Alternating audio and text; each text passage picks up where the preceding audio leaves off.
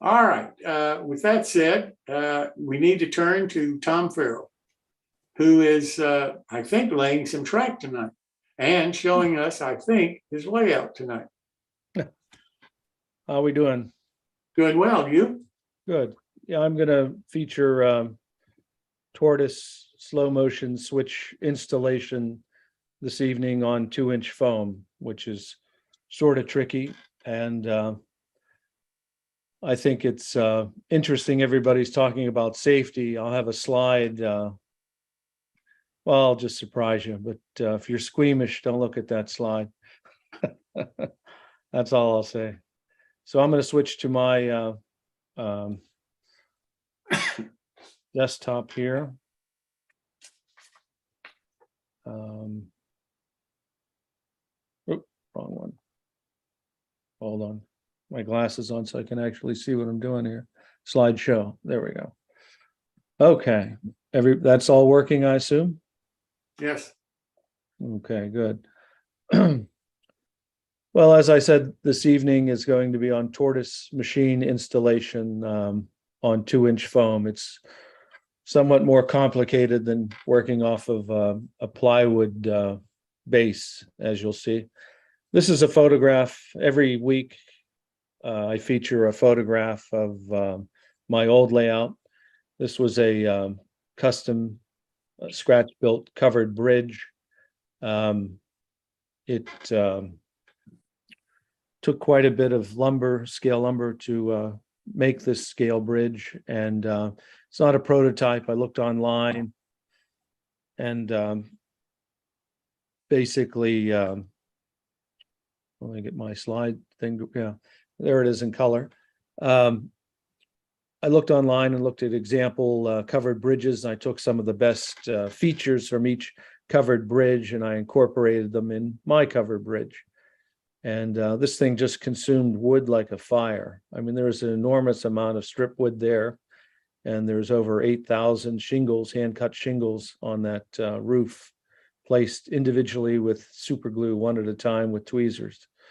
So it took quite a while to do this thing, but it was one of the show pieces on my first version of my rustic buff and old Gothic railroad. Just a neat model. It's about 16 inches long, roughly. Anyway, onto the Tortoise machines.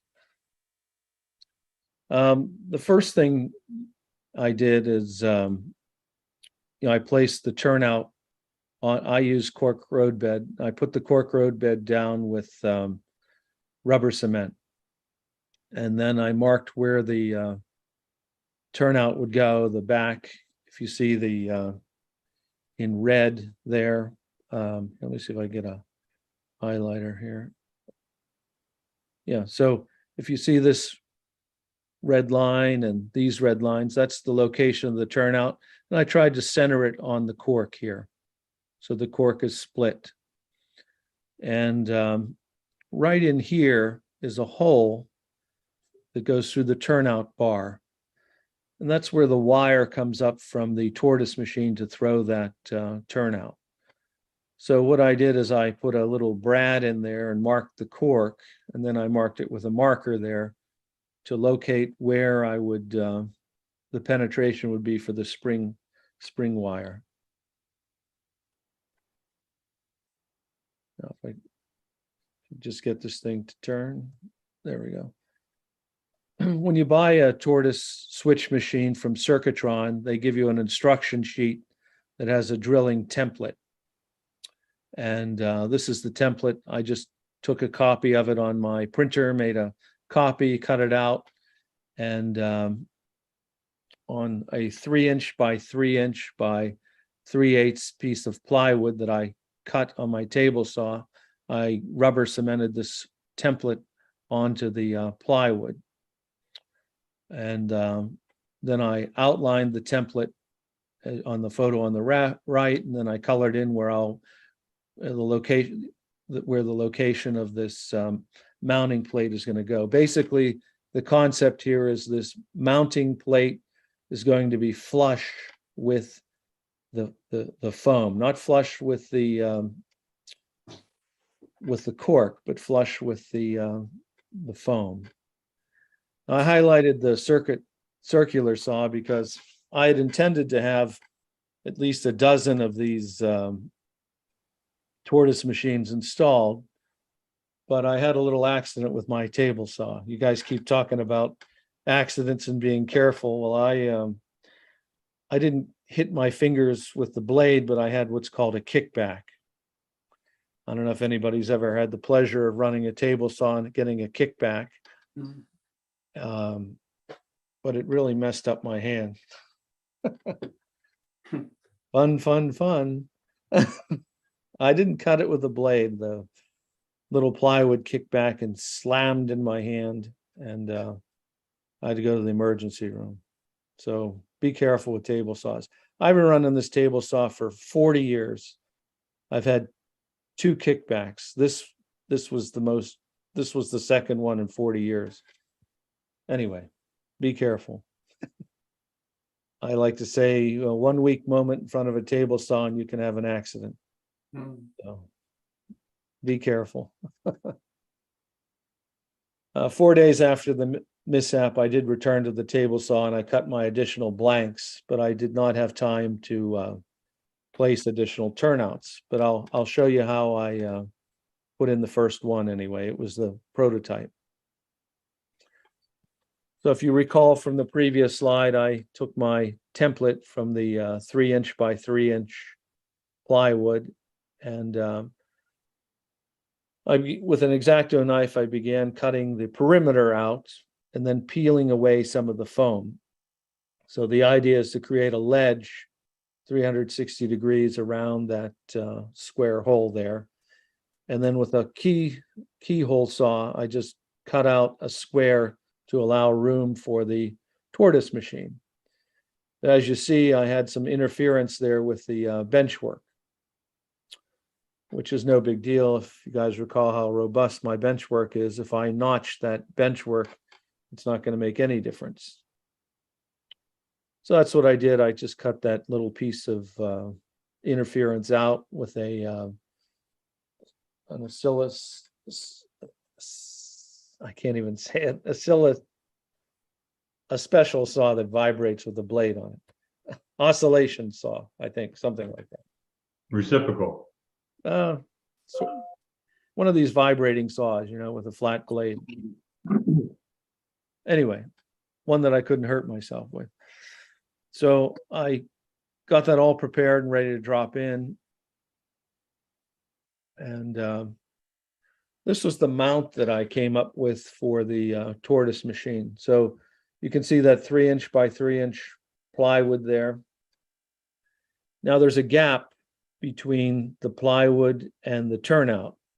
That's where the cork road bed would go. Now I didn't want cork road bed in there because it's too weak. So I glued a thin piece of plywood and a little spacer of basswood to bring that level. If you look on the photo on the right, you have the Tortoise machine on the bottom, the plywood, and then you have another piece of plywood and a spacer, and I super glued that turnout to the top of that plywood there. So this is a whole like pop-in module, if you will. I couldn't really figure out another way to do it. And this is looking straight on. You can see the layering process. So there's on the left, you see the plywood, you see another piece of plywood, a basswood spacer, and then the turnout itself. And this just drops right into the hole like that, bang, and it's in. And it's perfectly flush. Now my scheme is to not solder this in place, but to use just rail joiners on all sides of this turnout. And if I have a maintenance issue, theoretically I can pull it out.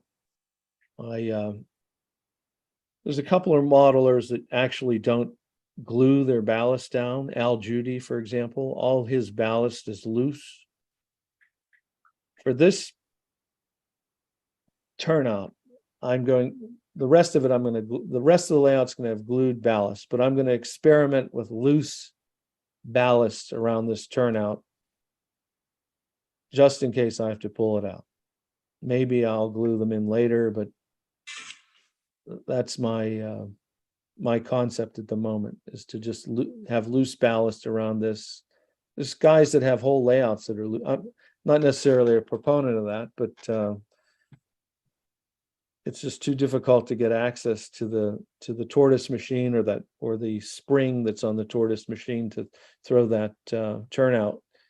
So at least in the beginning, I'm not gonna cement these in place.